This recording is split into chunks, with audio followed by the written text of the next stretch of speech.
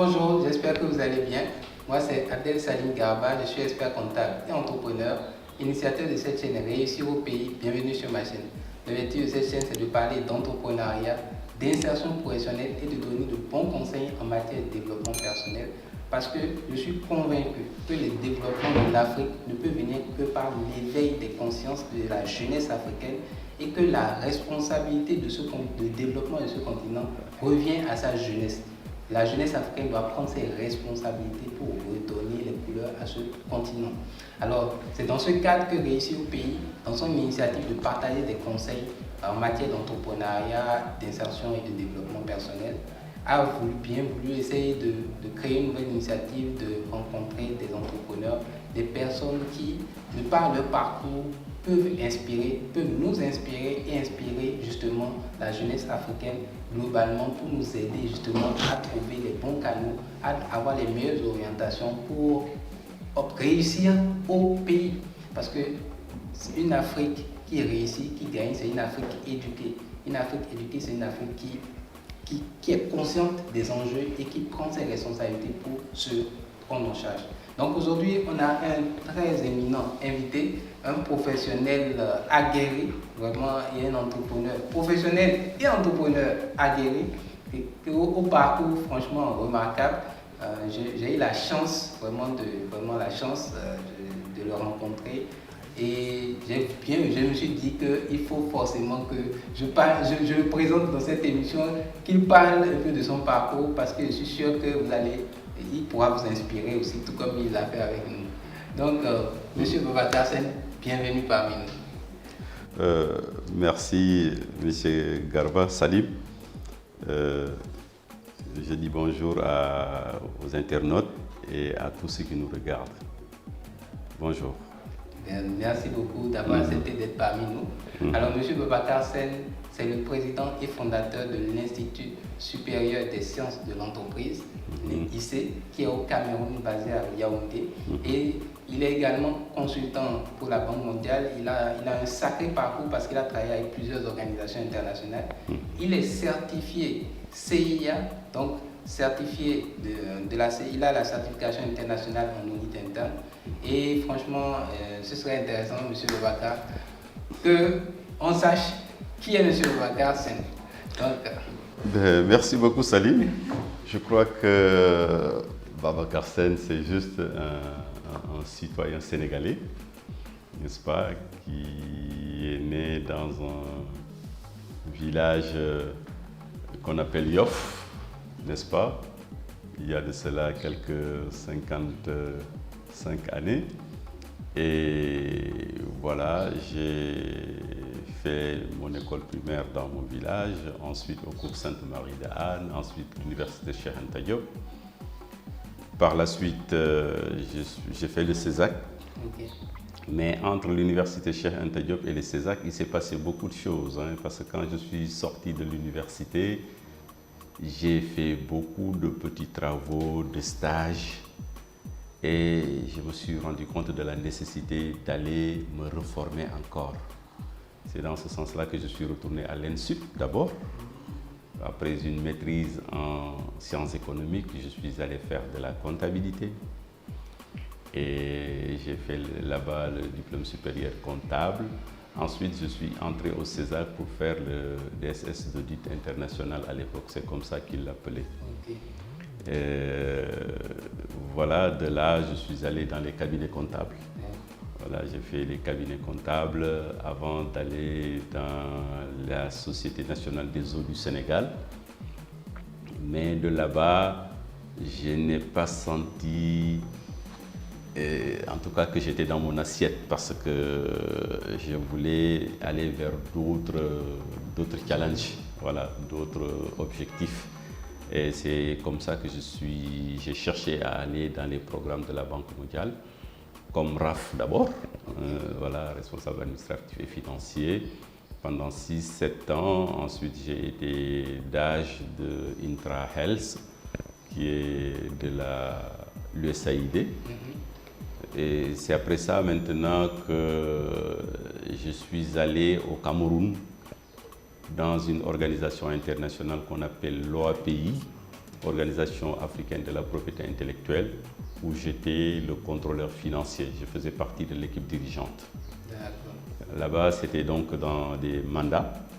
Au bout de 2 mandats, un mandat de 5 ans renouvelable, le deuxième, il fallait quitter. C'est entre-temps maintenant que j'ai mis en place cet institut, l'Institut supérieur des sciences de l'entreprise. Parce qu'avant cela, j'ai enseigné. Voilà, j'ai enseigné dans les EPS. Et même avant même de commencer dans les cabinets comptables, j'ai enseigné dans les lycées. J'ai enseigné dans les lycées. Donc le virus de l'enseignement m'a toujours poursuivi. Et c'est dans ce sens-là donc que voilà, j'ai pensé à mettre en place cet institut. Ok, parfait. Alors, déjà, de par ce brillant parcours, pour déjà ceux qui s'intéressent aux certifications professionnelles internationales, ma deuxième question serait de savoir à quel moment vous avez eu l'idée de faire la certification CIA. Oui, la certification CIA, comme vous dites, je la connaissais à peine quand je quittais Dakar. Je la connaissais à peine, je dois dire, malgré que j'étais au CESAC. Mais c'est quand j'ai commencé à travailler au niveau international que j'ai senti la nécessité de m'arrimer à ce qui se fait au niveau le plus haut. Et comme j'étais dans le métier de l'audit, le CIA s'imposait. Et c'est dans ce sens-là que je me suis mis à l'époque à faire le CIA. À l'époque, c'était les 4 parties. Et une à une, j'ai commencé à les faire. Je dois avouer que j'ai eu énormément de peine pour réussir la partie 2 ou 3, je ne me rappelle plus. Il y a une partie qui était particulièrement difficile, n'est-ce pas? C'est au 3e essai que je l'ai réussi. Donc, ça m'a permis de boucler vraiment cette certification importante. Mais pourquoi je me suis focalisé sur cette certification? Parce que c'est une certification qui te permet de passer en revue tout ce que tu as appris.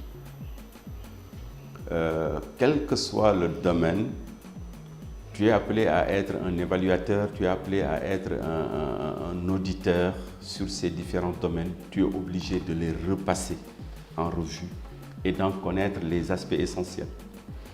Et c'est à ce niveau-là que tu peux devenir vraiment quelqu'un qui peut passer comme l'auditeur, quelqu'un qui peut passer comme le conseiller, comme l'accompagnant.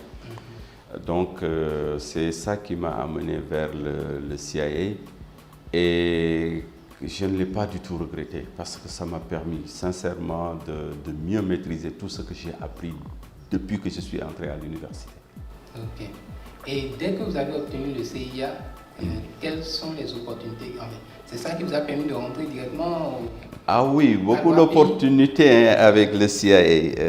Avec le CIA, tu as la possibilité de postuler à n'importe quel poste, en tout cas dans ce domaine, et quel que soit le pays. Et c'est surtout ça qui est important. C'est-à-dire que si tu as le CIA, tu ne te soucies pas de quelles sont les lois locales ou autres. Ça, c'est juste une petite adaptation que tu fais, mais la démarche méthodologique reste la même, quel que soit l'endroit où tu te trouves.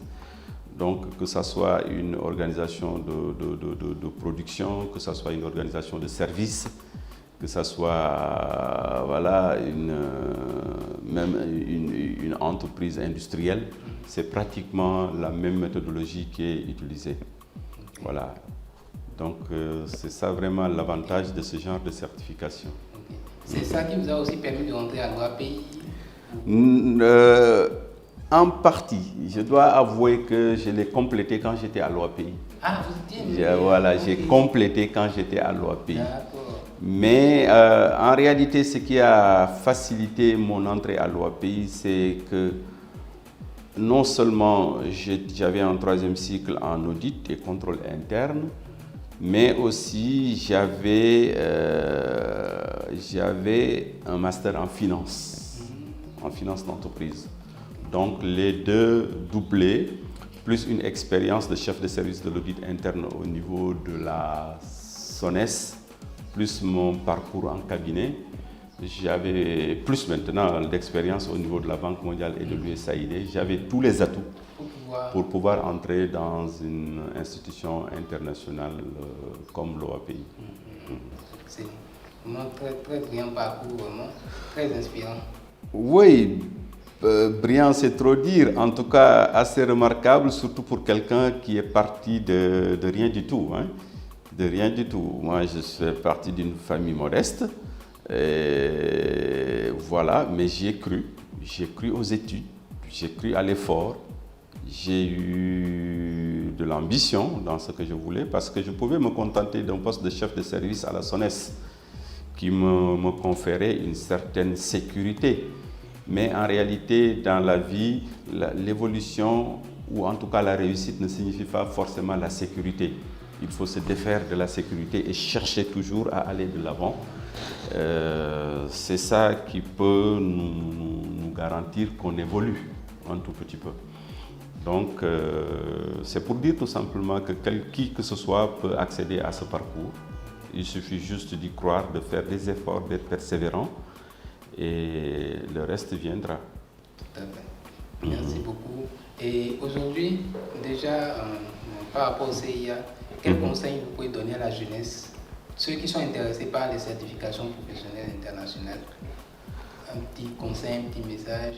Oui, les certifications internationales, que ce soit le CIA, le PMP, le CISA, CRMA, le CFE, il y a aussi d'autres, hein, voilà, il y en a beaucoup, il y en a tellement parce que maintenant, pratiquement chaque domaine d'activité développe une certification pour essayer un tout petit peu de normer la façon de travailler dans le métier, ce qui fait qu'on a la possibilité de faire ce travail-là, quel que soit le pays.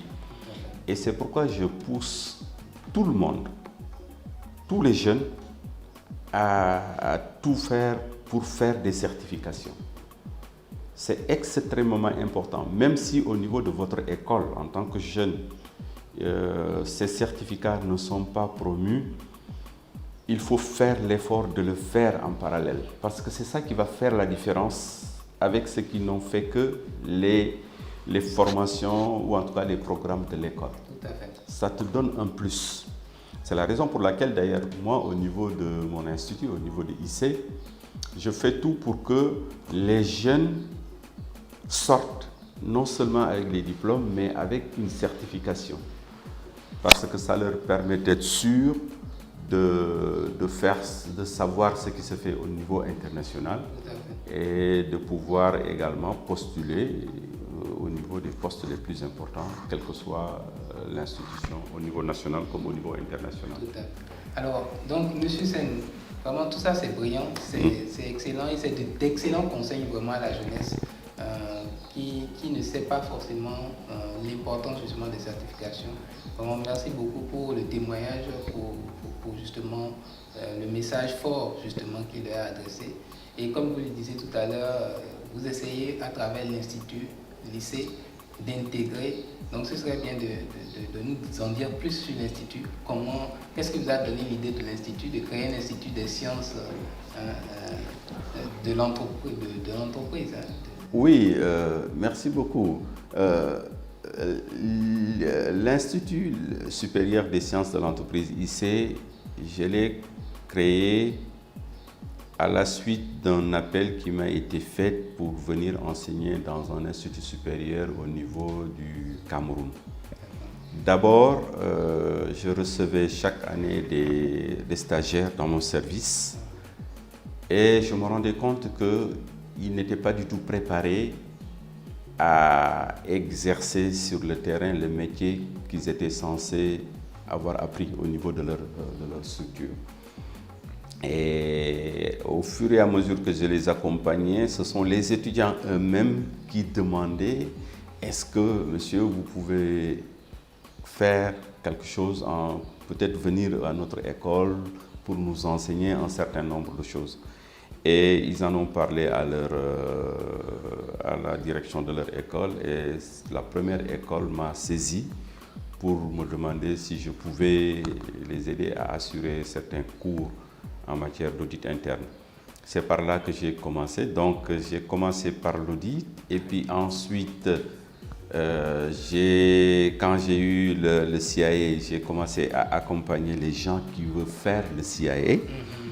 Et là, je le faisais de manière très démocratique, c'est-à-dire que je faisais tout pour que le CIA soit démocratisé, que tout le monde puisse y accéder. Parce que moi, je me rappelle, c'est mon entreprise qui payait pour que j'aille en France faire certains cours de préparation.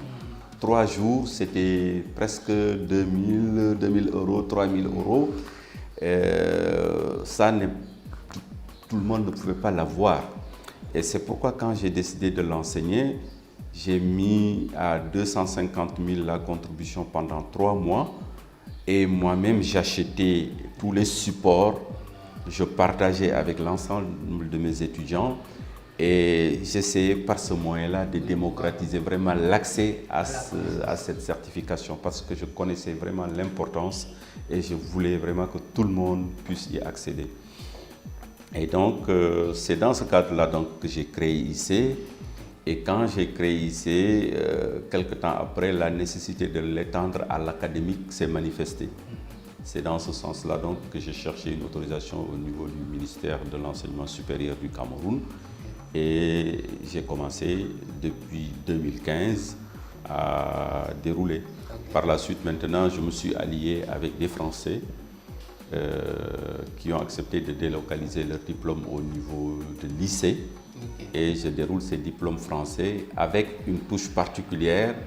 Je l'adaptais au marché de l'emploi camerounais, n'est-ce pas?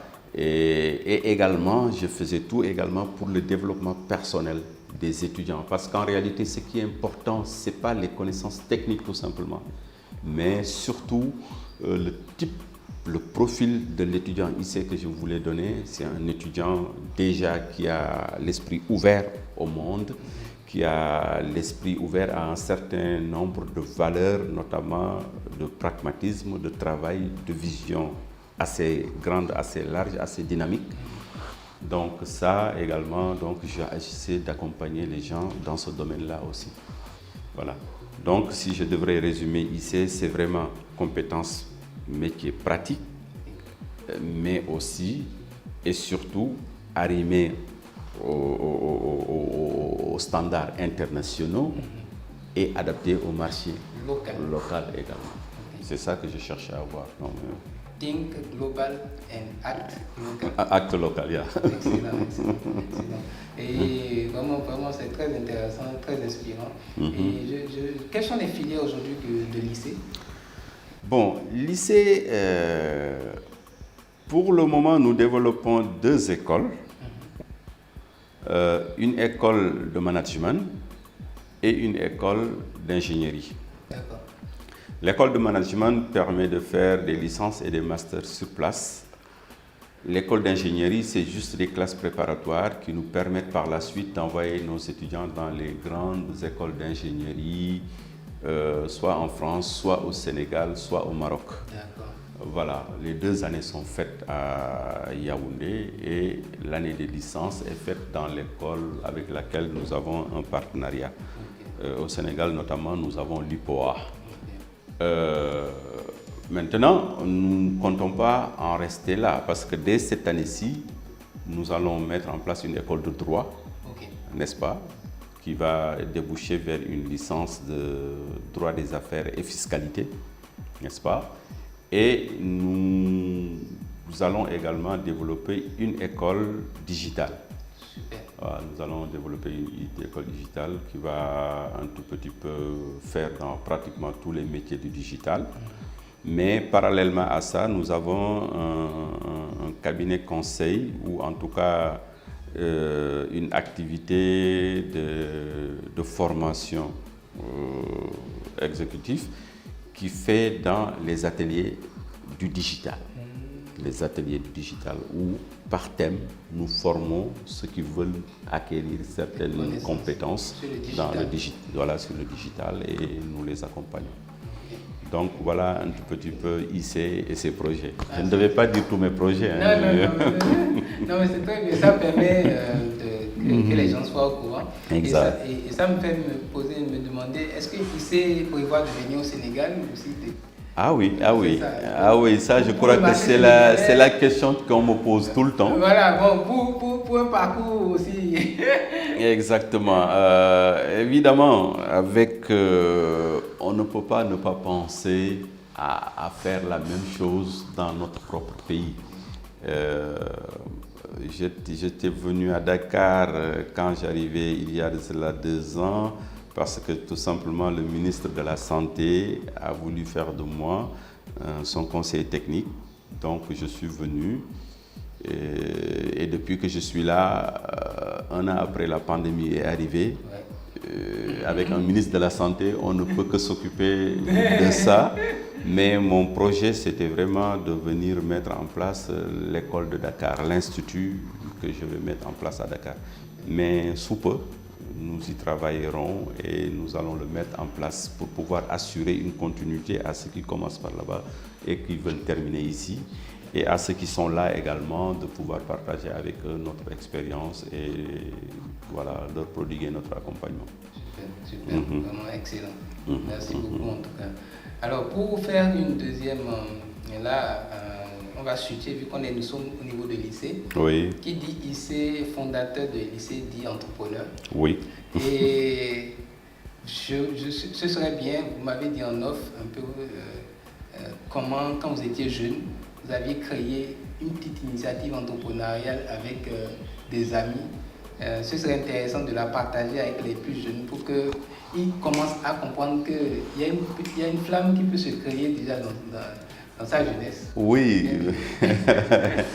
effectivement, je vous avais parlé de cette expérience que j'ai eue avec mes amis d'enfance.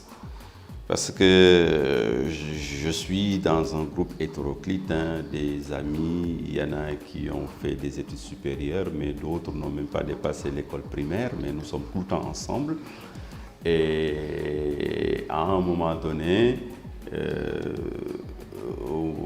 quand nous étions adolescents, à l'époque, j'avais sorti l'idée, au lieu qu'on s'asseye comme ça à boire du thé à tout moment, pourquoi ne pas développer certaines activités? Et une des premières activités qu'on avait pensé à l'époque, c'était d'acheter les grandes caisses de thé vert là.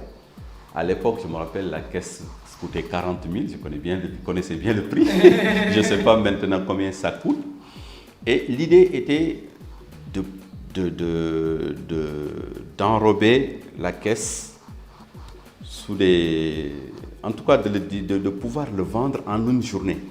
Okay. C'est-à-dire on divisait ça en petites piécettes de 100 francs, 100 francs. À l'époque, on prenait la tasse là, la tasse 8, on remplissait. Il n'y avait pas à l'époque les microdoses là qu'on vend dans le... Voilà. Mais nous, on prenait la caisse le matin, on se la divisait, chacun va dans un quartier ou bien dans son entourage, il essaie d'écouler. Et chaque jour, on se faisait un bénéfice de presque 40 000. Parce que nous achetons à 40 000 et nous vendions à 80 000. Wow. Et c'est comme ça qu'on a fait. On l'a développé pendant 1-2 ans. Mais bon, comme les jeunes, comme on peut toujours le savoir, des fois, quelqu'un vient, il dit, bon, il ne participe plus, il travaille, il ne peut pas travailler, les autres ne travaillent pas. Donc, faute d'organisation, on a laissé comme ça des initiatives extrêmement pertinentes qui pouvaient en tout cas être persévérées, quoi. Voilà. Donc ça, c'est l'expérience dont je te parlais. Mais il faut dire que cette fibre d'entrepreneur ne m'a jamais laissé. J'ai eu même à faire du commerce. À l'époque, je me rappelle quand il y a eu l'année blanche, moi j'étais entre la Gambie et le Sénégal, je vendais des tissus. Et j'avais même une boutique chez moi. Et ça, c'est connu, tu vas dans mon quartier, les gens vont te dire qu'effectivement, j'avais une boutique. Il y en a même qui le rappellent à mes enfants. Ils leur disent, vous, il faut faire comme votre père, parce que ton père, il s'est bagarré, voilà. C'est pour dire donc que je suis parti de rien du tout, mais je n'avais jamais oublié mon objectif. Quand je faisais ce petit commerce, quand je faisais la boutique, mon objectif n'était pas d'en rester à ça. C'était d'être excellent dans ce que je fais. Voilà. Donc, dès que l'école a repris, j'ai confié ça à mes frères qui continuent. Moi, j'ai continué mon ambition. Parce qu'également dans la vie, la persévérance, elle est extrêmement importante. Ce qui est important, c'est pas d'être un génie, mais c'est de persévérer dans ce qu'on aime, dans ce qu'on fait. Et si on le fait, au bout du compte, on va forcément réussir. Ouais. Le message est fort. La persévérance dans sa vision. Okay.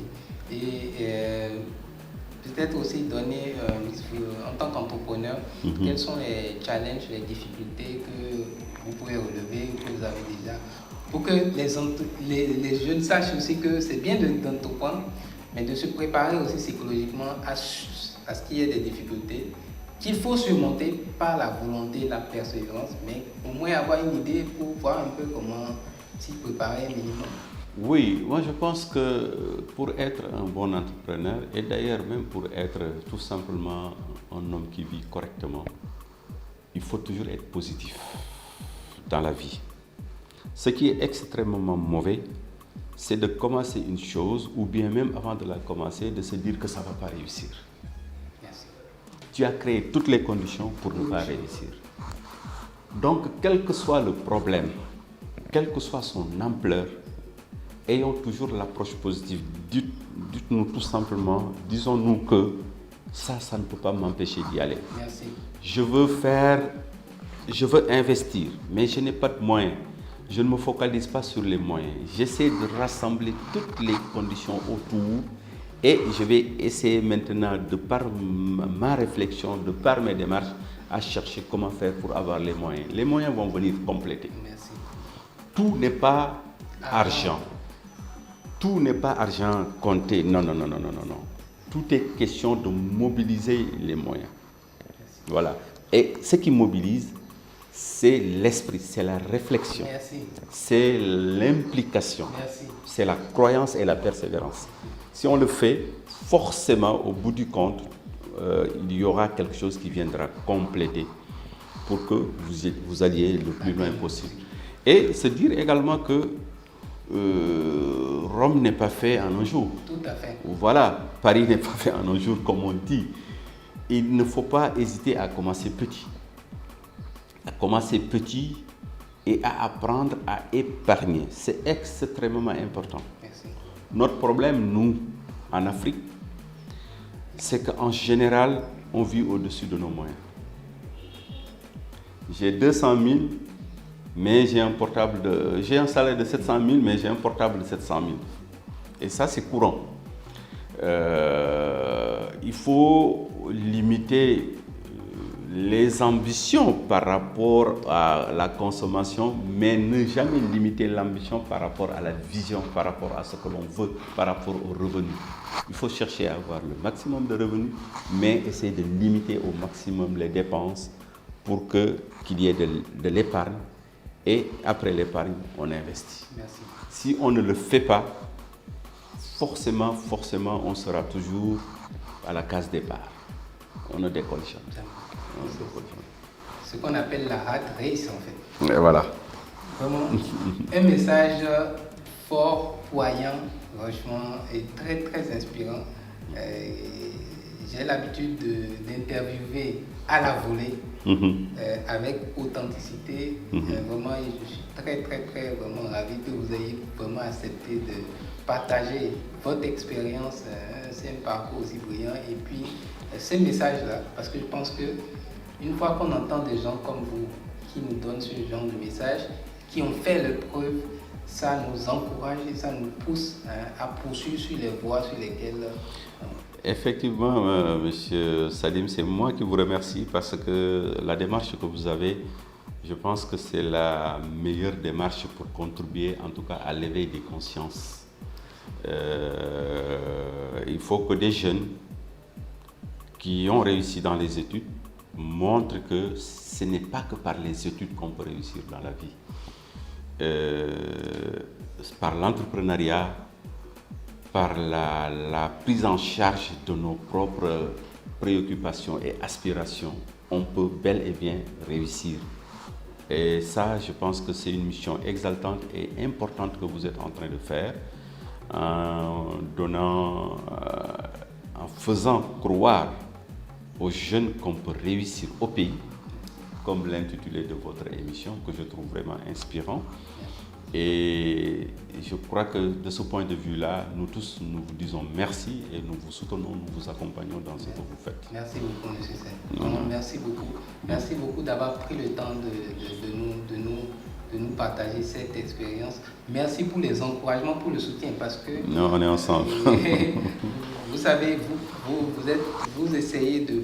Vous battez, et c'est toujours encourageant d'avoir des feedbacks comme ça, pour nous dire que, voilà, il y a quand même, il y a des gens qui perçoivent ce qu'on dit. C'est encourageant et vraiment merci beaucoup pour le soutien. Merci. Et vraiment, pour tous ceux qui veulent justement intégrer le lycée, quel que soit s'ils sont au Cameroun, on sait déjà, on va laisser en dessous, en description de la vidéo, les contacts de l'Institut. Vous avez le site internet, toutes les pages sur les réseaux sociaux pour connaître davantage le lycée, qui d'ailleurs, par la grâce de Dieu, on espère, sera aussi au Sénégal et un peu partout.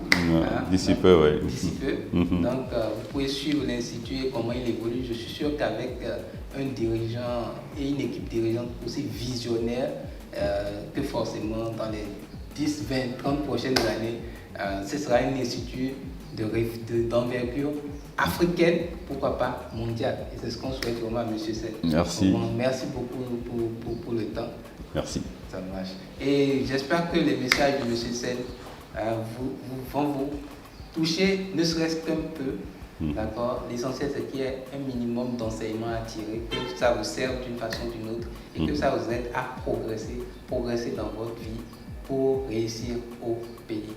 Parce que quand un Africain, 2 Africains, 3 Africains réussissent individuellement, c'est l'Afrique qui réussit. Donc, j'espère que ce message vous parviendra. Donnez-nous vos avis en commentaire. Quels sont les messages, les éléments du message tout clés de M. Sen qui vous ont touché? Donnez-nous-les en commentaire. Partagez un maximum à toute la jeunesse, à toutes les personnes. Parce que l'entrepreneuriat est à tous âges. D'accord, c'est vrai que je ne le dis pas assez. Je m'adresse à la jeunesse, mais on peut le faire à tous âges. Effectivement. À 70 ans, le colonel Sanders, KFC, a lancé KFC. Ouais. Il avait 70 ans. Donc on peut le faire à tous âges. Donc partagez à toutes les personnes qui ont besoin d'éveil, de clés, de motivation. Donc on se dit à très bientôt pour une nouvelle vidéo. Ciao, ciao.